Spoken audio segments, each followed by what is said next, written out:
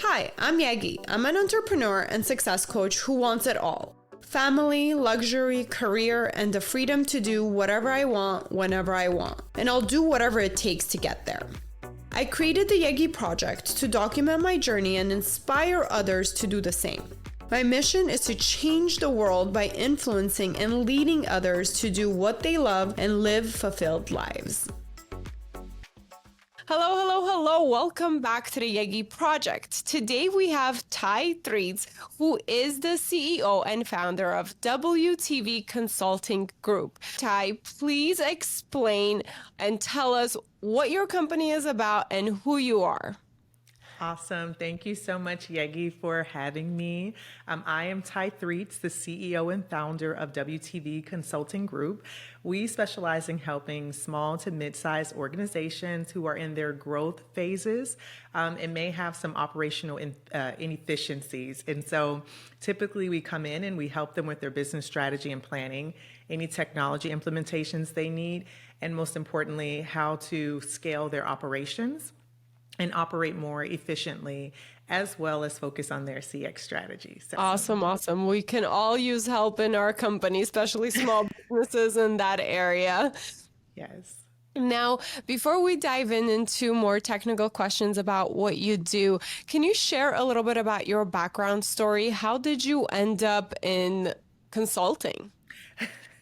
I always like to say I'm the fake consultant or backwards one because I did not grow up in traditional consulting, although I have always been a consultant by heart. I actually grew up in corporate 22 years, and so I literally grew up there. I always say it's the best OJT that I never knew to ask for because all throughout my college career, I was working in corporate. I so happened to always spend my entire career has been in Fortune 500, 200, 100 companies. I progressed the rank into senior leadership in those companies. And essentially what I started to notice kind of halfway through my career is that I was operating as a mini consultant within organizations. And so I would just tend to see a problem and I'm like, hey, I really think that this is what we need to do. I'm a very innovative problem solver and I'm really good with people and communicating because I listen to your podcast on communication. So I'm very great at identifying who I'm talking to and being able to get that point across so that we can get movement and traction in the areas that we needed. And that just started opening up doors and my role just started becoming how can I go and fix a certain area of the business, build it up, hire in that area and then move on to the next. And so I always knew that my exit strategy or self-retirement strategy, which is where I'm at now, was going to be. Yes, I'm not old enough to retire yet, but I was like, in my self-retirement phase, what I'll do is focus on building a consulting firm because I absolutely just love business in general. I just think it's just a nice art to it. And I love every single thing about what makes a business scale and grow. And I do think that each business is unique and you just have to be a very creative visionary that's able to pull out what each business needs and give them, practical strategies and things to move forward. And so I knew that I'd do that. It was just, I didn't know when. And so for me, I have always kept a career roadmap. And so I've always knew where I was going next. And the last company that I was in, we went through quite a few reorgs and my roadmap became disrupted. And so I was like, okay, I don't know where I will go next in the business because the landscape looked different. And that's fine too, because I always believe that there's no growth in the comfort zone. So I was like, okay, what's next for me? Yeah, and if so it's that's not kind of here, what pushed you to regroup and redraw a map.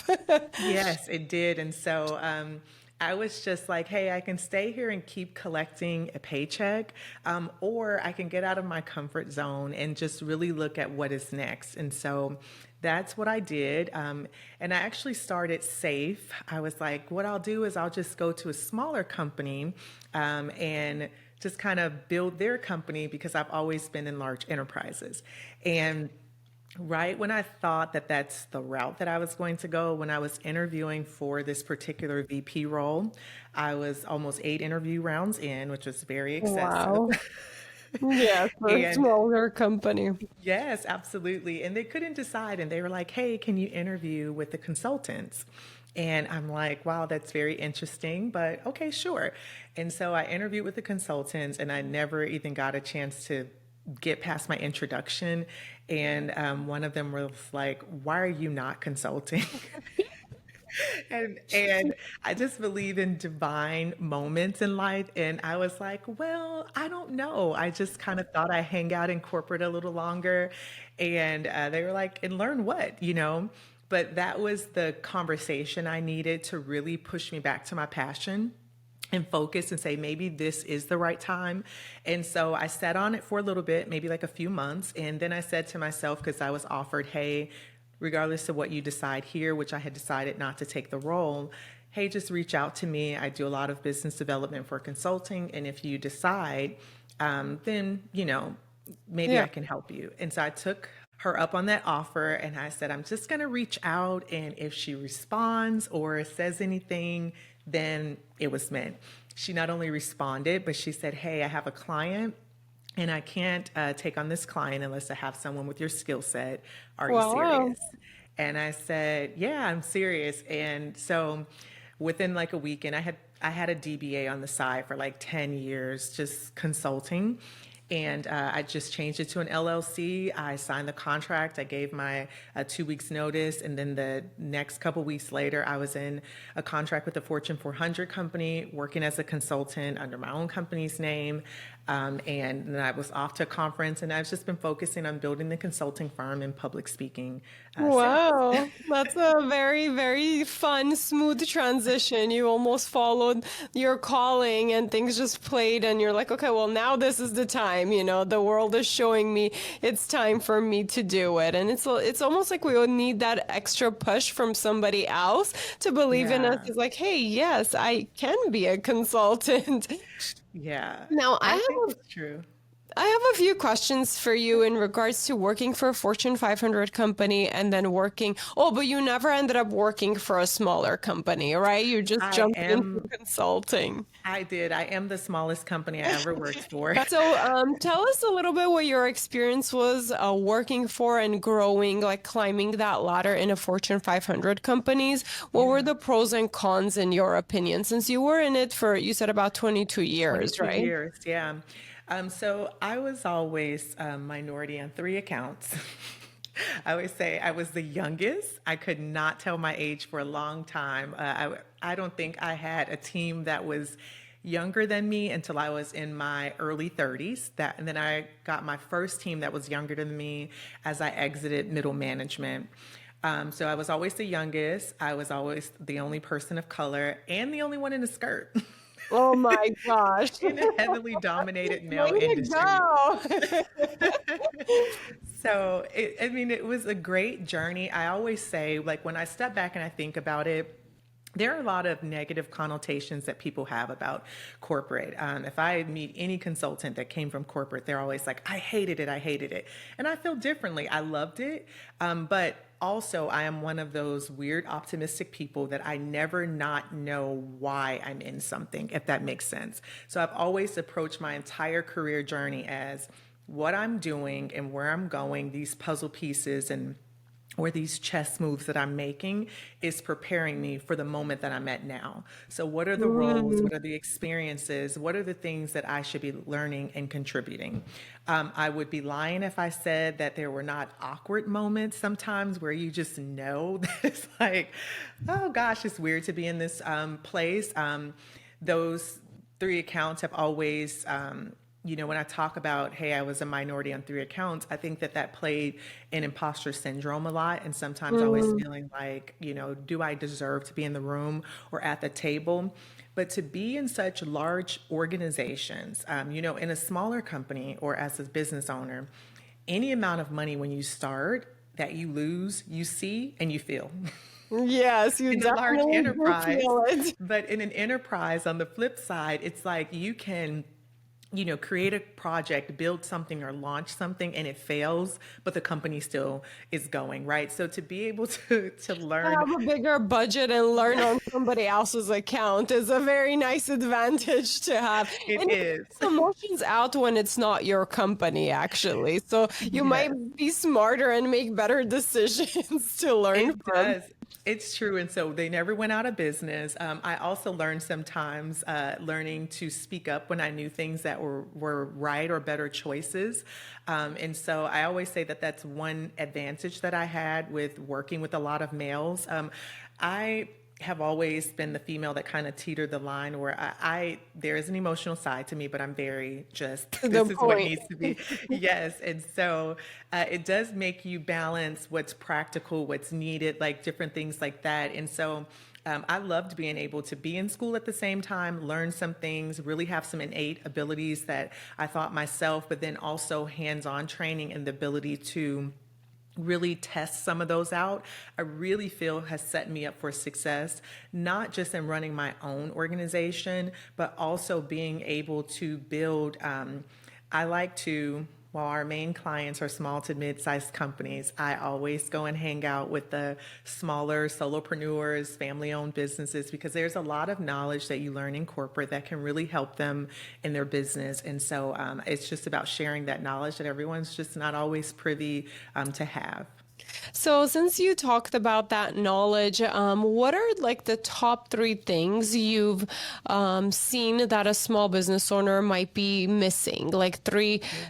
pieces of advice or information that they might be missing in order to kind of take their company to the next level when they're just a small mom and pop shop, for example. I love that question because the number one thing people know me to say is you can have it all, but you can't do it all. It's actually insane to try and do that, right? And And we are so, learning. It's so hard to let go. and that's the advantage of coming from the corporate side. There was always someone to do something. So you start to think like, hey, this is what needs to be done, but there's someone that should do it. And so one thing I always see is small business owners are like, hey, I need to be this, and all of these different things, right? Which one of those things are generating you money? Because I promise you, managing your social media day in and day out and all of those things are not always bringing the clients in, but they're very important. And so sometimes I'm like, learn the art of outsourcing and knowing that you don't have to do it all. So that's the first thing. You're not even skilled to do it all. Like that's the other thing, right? And so Kind of the hard truth we all need to face and be like, okay, I don't have to do it all. Plus, I'm probably not the best you're person not to the do it right. all.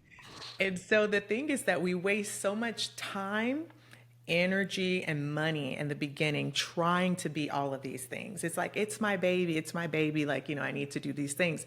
I do think that it's important for you to be a visionary of where the business needs to go and understand that your business is built from the aspect of you are the expert in this and you know it well enough, but you're growing a business, right? So I think that's one thing that I notice with business owners, that smaller business owners, they try to do it themselves and they're convinced they cannot afford to outsource it, but that's another story. Yes, actually, I do want to go there in a little bit because that is one roadblock or one belief that a lot of small business owners have, that they Yeah. cannot afford to hire anybody else. Like they're barely making a profit or if that. So how do we Yeah. get to that next step of getting the help? Absolutely. I think the second thing is have business hours for real. You know, What does and that it's mean? so it's so many people that are like, hey, anytime, like they're always on. And I'm like, well, let's think about this, right? And their mindset is like, and this is all toward the smaller business community, but their mindset is like, well, I might miss a sale. And my rebuttal is, I love Chick-fil-A, okay? And I know I can't get it on Sunday. Okay. So if I'm craving it that bad, either I'm running there Saturday night or I'm going on Monday morning, right? It's the same thing with Target. I know Target closes before Walmart, and Target is my preference. So if I want to go to Target, then I know that I need to get there within a certain time frame. So I'm like, what is that saying? Businesses can have operating hours and people still desire to do business with them. And our competitors, the industry giants, all of those people have shown us that. Give yourself business hours. I always tell people that I don't want to be the person walking around telling you how to make your first million, but have bags under my eyes. I don't want that person.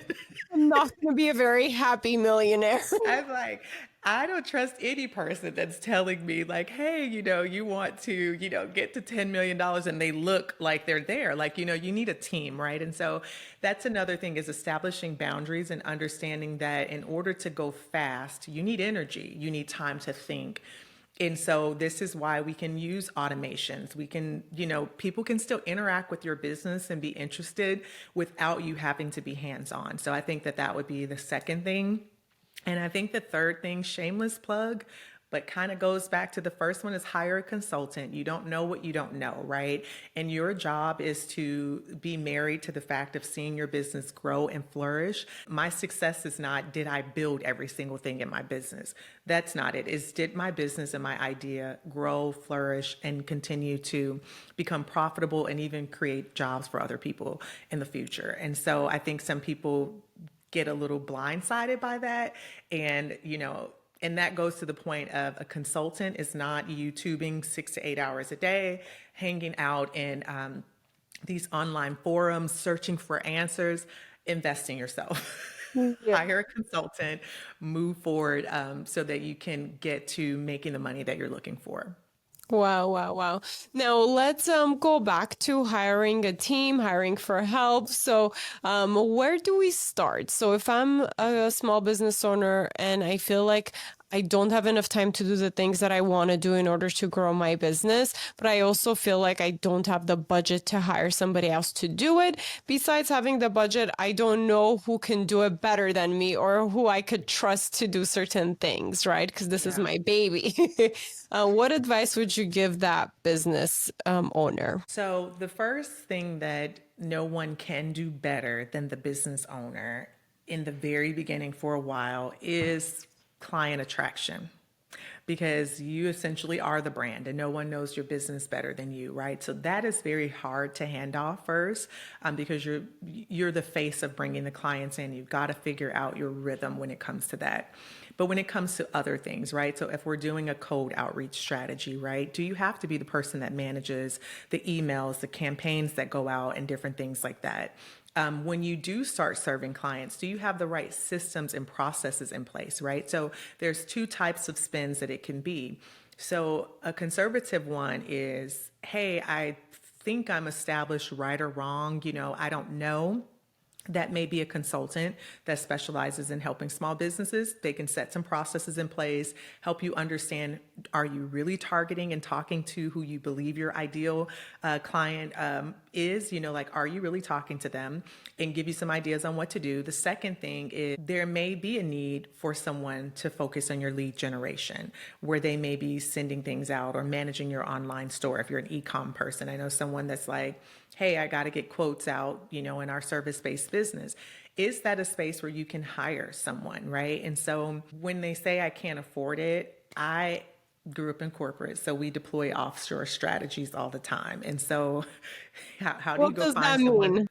in another country, that can do it? Because here's the truth. It takes a lot of money in the US to get someone to pay attention, okay? So you cannot offer, and as small business owners, when you're starting out, you don't have a $70,000 or $80,000 salary to make someone work and do the things that need to be done, right? And so when you understand what's taking your time, right? So it's like, hey, I'm spending a lot of time responding to these email inquiries. I really can use some help. Hey, is there someone in the Philippines? Is there someone, like in Nigeria or wherever that focuses on these things? And believe it or not, each country have a different specialty, but we can get on that later. But where can I get the help? Yes. So where can I get the help to outsource it? And how many hours do I truly need? I've talked to a client before that was a small business owner, and before they even needed help, they just needed a babysitter for a couple of hours. It was like, how about you pay someone to watch your kids a couple hours so that you can get done what needs to be done? I've And you been think, guilty of that, but I finally got a nanny. So yes. And it's like, even if it's just paying someone a couple hours, you know what I'm saying? Like, a week or something like that to help you. If you see that that is what's holding you back and maybe you don't need an employee, hey, that $60 or $100 is well worth it because of what it can make you in your business. And so for me, sometimes it's not necessarily about going to hire an expert or a full-time employee. Is it a freelancer that can do something? I would never sit down, and I do know people that have done this. I would never sit down and figure out how to build a website. I would pay someone $350 to build me a starter website in a heartbeat before I ever sit down and do it. But this is the mindset sometimes that people have. They're like, I'll just spend some time on YouTube. I'm like, okay, how much do you make an hour? Because those 5 hours on YouTube, you trying to figure out how to do this, building this, coding, yeah. you spent it a million times, right? It's So I think definitely a common mistake that I see people make. And it's a mistake I've made, I will admit. And I go in waves. Like, I feel like also entrepreneurs have this personality of wanting to learn and wanting to do so much, and they're so eager. So we get trapped into, but I could do it. It's fun. I don't mind. But then we do end up losing our focus. So I think for me, that's been my biggest problem is I do end up losing my focus and I get excited about learning all these other things. I'm like, but wait, no, this could have been done by somebody else within an hour or so. And I could have focused on how to grow my business or been more absolutely. effective on the things that I'm good at, instead of learning a whole new skill. Absolutely. Love this one book, and I listen to Rachel Rogers often of We Should All Be Millionaires. And I love how she puts it. If it's MGA, if it's not a money generating activity, I'm not wasting my time there. And so answering emails does not bring me value, right? So like if I need to be on the phone with a client, talking to them or doing these things, I will. But all of the other mundane things, can AI do it? Behind the scenes, can I have someone else that does it? And if I truly need a person, what type of person do I need? Is this, a freelancer that can do it on a short period, like occasionally as I need it? Is it something that I can hire someone in another country to do that are well versed and skilled at doing it? Also, I love when you hire people out of the country, they're working on hours that you're not. And so to wake up and have things done, it's just, it's like, oh, Having it crossed off the list. Now, as far as the budget, because that is, I feel like a big thing that holds people back. And for me as well, like I wish I can hire 800 people and everything would run so much smoother. Is there like a simple formula of how we can calculate the budget we have to spend so we know, okay, I have extra, let's say $1,000 a month or $300 a month I have extra that I can outsource on contract work or an employee overseas. Do you have like a simple formula for people who can determine like, okay, what can I actually afford? Is it just in my head that I can't afford for the help? yeah. So I don't have a formula, but I'll tell you the thought process I go through. The first thing is where are you spending your time? Like what's sucking your time that's not bringing, immediate value to your business where you need to be, right? That's the first thing. How much time are you spending on it? And who can do this task? That's the first thing. And once you identify that, so let's say, for instance, one small business client I'm thinking of, it was invoices. It's like, well, you have to go research and do this. And it was very intricate. The first thing I said to them, and they felt like I was cursing at them, is that I was like, why is that process so long? Oh my gosh. I'm like, why is that process so long? I want to first challenge that, right?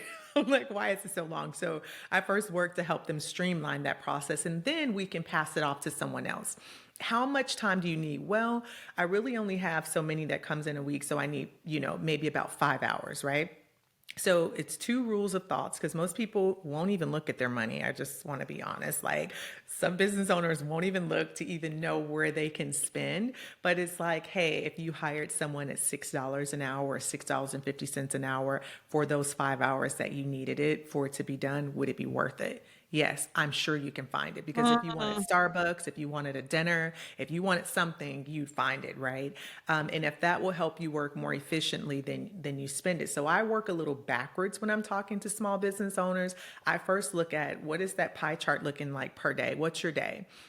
What's sucking your time that we can outsource, and what does that process look like? Because we need that person to be very efficient, and who can do that job. And so when we figure that out, then it's like, all right, let's see, there was someone who, before hiring an agency, their social media was costing them $4 an hour. Okay. I was like, I almost felt cheated. Like, I was Yeah. like, wow. But they were doing such a great job, and it really helped them get to where, they needed to be in that. But you just would be surprised what that freelance market internationally looks like, where you I'm can gonna go do find. some work on my small business. Like, Yeah. am I overpaying people? I'm just kidding. Well, and I don't mean to say it that way, but I think about it. So I had this business owner that was telling me they run and they're not a small business, but they run a third party like call center. So they work for big companies, answering their overflow of calls. But they were running into a problem of staying staffed. And I said, how are you keeping US people engaged at $9 an hour? And their response was like, man, I'm struggling to do it. And I was like, have you ever been on TikTok? This person hadn't, and this is probably why. I said, these people that you're hiring could go on TikTok and earn a check a month for more than what you're giving them. They are not motivated to answer the phone for you.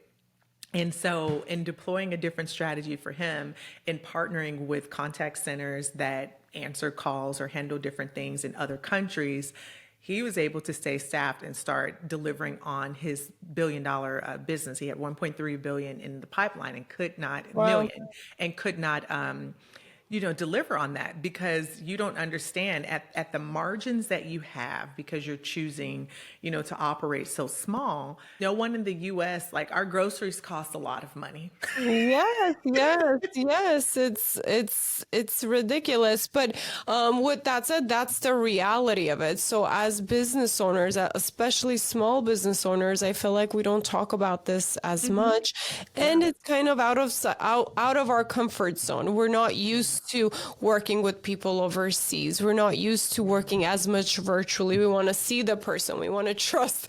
We want to know that we could trust this person with our baby. That's our small business. So it's nice that we can have this conversation to kind of make people aware of different options. And I thank you for sharing that, because it can really be a game changer to have somebody take over a task. And one main thing I've seen people do it with, and I've done it with, but still found my way to be involved with it, was social media, because it can be very time consuming, but you have to figure out, okay, how much time can I personally put into it, and how much time can I get help with it in different aspects of it, in order for me to still focus on my main vision of my business. So Yeah. it is tricky, and it could be costly. Like, I'm in the Los Angeles area, and it's to hire like a content creator is around $25 an hour. So Yeah. it is very costly if I were to be kind of like close-minded and only have that option, compared to maybe even doing it half and half, depending on if I need somebody physically to come here with me to motivate me to create the Yeah. content, or if it's okay, I already have the pictures, I have the videos, I can outsource and have them do the editing and the posting or whatever else needs to be done. So it's interesting to think about. And I think for me, a lot of the things that hold me back, it's like, okay, I'll get around to it, right? It's like, I have this, I don't know how many pages of to-do lists that are amazing ideas for my business. And I think, okay, I'll get around to it because I Yeah. could do it best. I was going to share, right? So this is the corporate mindset of me, is that when we want to, one, in order to make money and create a cash flow in your business, you do have to hire at a much lower cost. And typically that is overseas first, to help you scale and grow. And as you continue to make the money that you need in your business, you can switch your strategy to hiring someone that is in the US, if that's what your desire is, right? For me also, I have always worked all 50 states and international. Even when I was in corporate, we were hybrid workforce. Sometimes some people were in one office, not another. Maybe we only saw them when we went to conferences. We also had international clients, that we went to, or people that supported us. So for me, I'm used to looking at that view of like, hey, it takes the world to help support the business. But for you, so say that there's a person like you that's like Tye, in an offshore strategy or hiring someone for social media management, it's not going to help because I want someone to record me while I'm doing my podcast, here. Well, I recently this summer hosted internship for 7 different universities. So we had 8 college students from 7 different universities. A lot of them were from the California area as well too. So sometimes you can hire a student that is in that area that may just want the experience. That's one thing. Sometimes they need the experience in order to graduate, right? So if you have a structured program that provides value to them, but also give them the opportunity to kind of build their resume, that's one way to get it. Businesses. I always tell small business owners, barter, barter, barter. If you have We forget something, about these options, honestly. yes, And this is a great reminder. yes, if you have something of value that you know that you do very well and you're still trying to build something, but you need something from another business owner, that's where communities come in, right? And in integrity also, right? Because I know some people that don't really deliver on their promises, but being able to put a clear scope of work and contract in place that, hey, I'm going to provide you with this, and then you'll provide this for me, right? So that's another cost-effective way of just partnering in that community, right? Where it's like, who can help with this? Because I truly have this need, and it's not that I want to cheat you, but no matter if I wanted to, I can't find the budget. How can we swap services in order, to help? And so I've seen many of people do that, and that's worked great. I've seen people that will ask me to do it, and it doesn't always work, but sometimes I see their intent, and I'm like, I'm going to help you. And maybe what I'll do is, I had someone that's like, hey, I'll do your website for you. I didn't need a website done. And they were like, I'll give you a logo. I didn't need a logo, but I just helped them and I kept it. And when I came across another business owner that I was mentoring, I offered that offer to them. So I was even Nice. able to strengthen the community and bring it together just by being willing to help one, but then get someone else something that The they need. domino So effect. yeah, so never underestimate the power of bartering, right? How can other business owners help in certain areas, especially when you're in the early phases of starting up? So where do you go to meet people in the entrepreneurial world for you personally, like to network, to find people you can barter with or make connections with to stay motivated? Because I know also a lot of small and medium-sized business owners, it can get lonely and it can get confusing because there's no boss, there's no one telling you what to do, what next steps to do, no one to tell you even the vision and the goals of your business, right? You have to come up with all of this from just within. Kind of personally stay on top of that. And what or who do you seek to keep you kind of on track? Yes, that's a great question. And I will tell you that entrepreneurship is its own lonely journey within itself, right? And it's always like you can have the greatest support system around you, but if they're not all entrepreneurs at that time, they just don't understand it. So you're still in a bubble by yourself and they're like, yay, you can do it. So one, networking, that's the first thing. So as a person that works with small to mid-sized corporations, conferences is one thing. But remember, I tend to hang out a lot in the small business community because I'm always trying to help shape or mold the mindset. So a lot of times I always tell people, do you have a local chamber of commerce? That's one thing. The second thing is like, what local groups can you join where there are business owners there that you can meet with? The other thing is like online communities. Sometimes you'd be surprised that there's some right there. There's online communities and groups like on Facebook and things like that is just global. And then there's some that are just targeted towards certain areas that are close to you. So making sure that you're always connected towards some form of networking group. That's one thing. Another thing is I started and this was a thing that as a CEO owner. So I always said I never wanted to be a CEO. No matter how many executive roles I took, there was always a CEO above me, and I never had to worry about that. But then here I am on this side, and I'm like, man, and as you're talking to people, sometimes they're like, oh, does this woman know what she's talking about? Well, I built a group, and it's 30 of us now, CEO, female consultants, and we just face something that maybe we don't talk about all the time. We understand that it exists, but sometimes when you show up in a room to the table and you have the experience and you're telling a business what to do, they just don't like that you have long hair, okay, or that or that you have lady parts, right? And they're just like, don't tell me, right? And so, who can I go to that understands those things?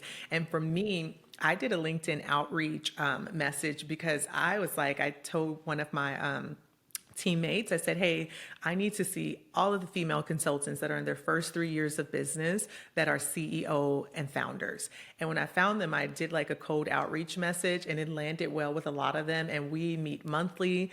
We support that's each other, beautiful. because we understand the journey, right? So finding a group to be connected to, I think, is the first most important thing. And if you can't find one, build a community.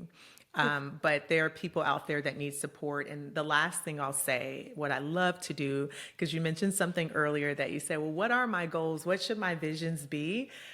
Sometimes I'll just go out there in our local community group and I'm like, hey, I'm co-working at a local coffee shop or something this day. I'm going to have a conference room there. Where are my business owners that are setting their quarterly goals or their annual goals, right? Because they should be.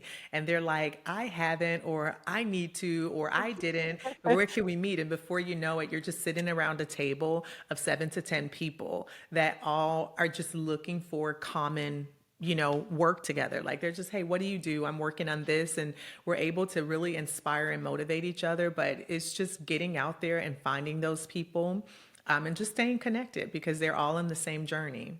That's great. That's amazing advice. Thank you so much for sharing that. Now, one last thing I want to ask you as far as your business and founding and building your company is we always face challenges, personal business challenges, and it's sometimes reassuring and nice to hear that we all do it, right? Absolutely. What has been your biggest challenge thus far, and what did you do to overcome it, or what are you still trying to overcome it? I think there's a few, but so imposter syndrome. Oh my God. Like if you ever see me driving in my car, talking, like my lips moving, I'm not singing. I'm just saying, girl, you're crazy. Like, are you crazy? Like, who do you think you are? Right. And I find myself saying that a lot. And I really have to reframe those words. That's the first thing, is because who am I? I'm an accomplished former executive, right? I have led multiple things. So just kind of reframing that and reassuring myself, you've had great successes before. This isn't the first business you've owned before either, right? And you've had great success before. Why are you so conservative in your faith right now, right? You've always been a visionary. You've always been faithful. Why are you so conservative in it right now? So that's one thing. The second thing is I'm guilty of, when I worked in corporate and I led, I'm very balanced in what needs to be done. But when I have made some bad hires, as a business owner, some of my first hires were not my best hires. I'm like, oh, well, I don't want to be me. And then I have to give myself that talk, or someone around me is like, that is not the Tye I know. What would you do if this was not your business? I Yes. performance manage them. I coach them up. I give them the tools. And if it didn't work, I fire them, right? And so why am I struggling to do that sometimes? I've had to Yes, have it's those actually talks, right? really tricky when it's your business. Yes, right. And it shouldn't be that way, right? Because we're still running a business. And I think that that's the thing I always have to recenter myself on. You're running a business, right? You're not here making friends. This is not some little club and activity. Like, you're running a business and you know where it needs to go. And so, that's one thing. The other thing is, never was a person that did this before, but sometimes I have to catch myself and really challenge myself on this, is pivoting is not failure. And I just made 2 years of being in business myself, and we're hitting another pivot. And, someone said to me, he said, you're a mom. And I said, yeah. He says, how old is your baby, your business? He says, if you're a mom and you've seen I have a almost 24-year-old and a 17-year-old. They said, he says, how old is your business? How old is your kid? Not in years of operation, but what is your business doing? And I said, well, it's not a baby. It's definitely not in the infancy stage. I said, I say it's a toddler. And he says, what do you know about toddlers as a mom? I said, well, they're starting to kind of learn their boundaries, what they can do, what they can't do, a little bit of independence, some discovery. And he says, okay, how do you grow your toddler and give your toddler what it needs to get to that next phase? I was like, oh, okay. Like, sometimes it takes outside perspectives, right? Yeah. So I'm like, that's so true. And so it forced me to step back and look at that. And I always say, I published 2 books last year as well too, right? And I always, Congratulations. thank you. And I always talk about like, I'm a person that I always say, did I fail or did I learn? I never believe that I failed. But then sometimes when you're like, well, I plan to do this, and it's like, it's not a failure, it's a pivot. What worked for you to get you to say yes to going into business is not what's going to sustain you through every single phase, right? You're going to have to hold on to your reason why, but you're going to have to pivot along the way. And so I think not getting caught up in those moments, because that's a waste of time, right? I lost 8 hours today. Like, not today, but I'm just saying, like, today I lost 8 hours in self-pity. And it's like, what did I do? I think that those have been some of the greatest challenges. And going back to number one, even when I see great success, I still sometimes feel like, who do you think you are? It's sad, but again, we all get that. We get in our head. I don't know if it's just human nature. That's what I like to say. It's just human nature. Ignore it. It is. When these thoughts come, acknowledge it, but then ignore it. It's just crazy Yeah, thoughts. So, it's true. and just take action. For me, that's what works is I just try to keep going. But we all also need to take the time to feel down or be like in our heads if we need to until we I snap out of agree. it, right? My thing is, Yeah, okay, it's okay to be sad. It's okay to be feeling like you're unworthy or you're not the best or you're crazy, as long as you don't let it take too long. Like find I your way back agree. out of that. And we all have to find our own tools that Yeah, works for us. In order for us to snap out of it. But I think it's reassuring to know, hey, everybody, even the people who look perfect in the online world, or we think they're so successful because of X, Y, and Z, they all go through this. Like, no they matter do. what phase we're in, or there's millionaires, billionaires, everybody goes through like their own version of it. So Very true. knowing Very that, true. it's just reassuring. It's like, okay, I'm not crazy. We're just human, it'll pass. Let's just refocus on something else. Absolutely. Absolutely. Well, it has been a pleasure, but let me ask you 3 last closure questions, and these are fun questions, so don't overthink it. So the first thing that comes to mind, if you had a magic wand and you can change one thing in the world, what would it be? Gosh, if I could change one thing in the world, what would it be? Being a mom of one coming out of college and one going right into it, college should be free. Yeah, so that would be nice. That would be great. It should be free. It should be, honestly. Well, somebody needs to start working on that goal. Right away. I love that so much because everybody does deserve a education to give them a good foundation. So Yes, and takes that. without a millions in debt or the parent paying for it, right? Yeah, it's just a whole other issue, our debt in America, but Oh gosh, that's a whole yes. other conversation to be had. But all right, so last thing, if we were to follow you around, what does your typical day look like as an entrepreneur? Um, it varies, but one thing that never changes is every day I get up, I'm going to have coffee. I'm going to have quiet time. So I am an early riser. I believe in just having quiet time before my day starts. I'm a journaler, very intentional just about kind of spending that quiet time. Even if I'm in sweats, I'm not in sweats today. I was at a meeting. But, if I'm working from home, I always get up and I put on some form of makeup and earrings and just really kind of setting the tone, right? Because I choose to work from home majority of the time, but I also challenge myself to leave some days, right? So I may go choose to co-work. But also like, after getting started, for me, I don't like meetings that start before 9 a.m. Central Time. I need time to gather and look at client accounts. But it's a combination of I could be coaching my team, or having, one-on-one touch points with them where we are, depending on what their role is within the company. I also can be serving clients and or working on client acquisition, because that's always the ever evolving thing. So my daily, day to day or week, I'll say, always has something to do with client acquisition, serving clients, or coaching, our teammates on the team. Awesome, awesome, awesome. Now, what are your last words of encouragement, and where can people find you? The best place to start to find me is on Instagram at WTV, like Victor Consulting. And that's actually across all platforms. But if you go to Instagram, or actually any of them, you'll see our link tree that kind of links to our website, which is WTVconsulting.com. It also has like our books on there, everything about our company, and how to schedule a free discovery call with me. So that's where you can find me. What are my ending thoughts to any business owner, regardless of the size, that is listening, is remember why you started. That's always the most important thing, even on your toughest days, your best days, whatever. Remember why you started, and know that as businesses continue to grow and, the economy and just things around you change, we're going to always have to pivot, and pivot is not failure.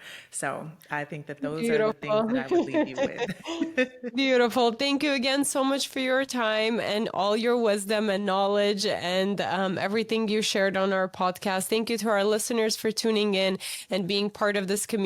And until next time, bye. Take care.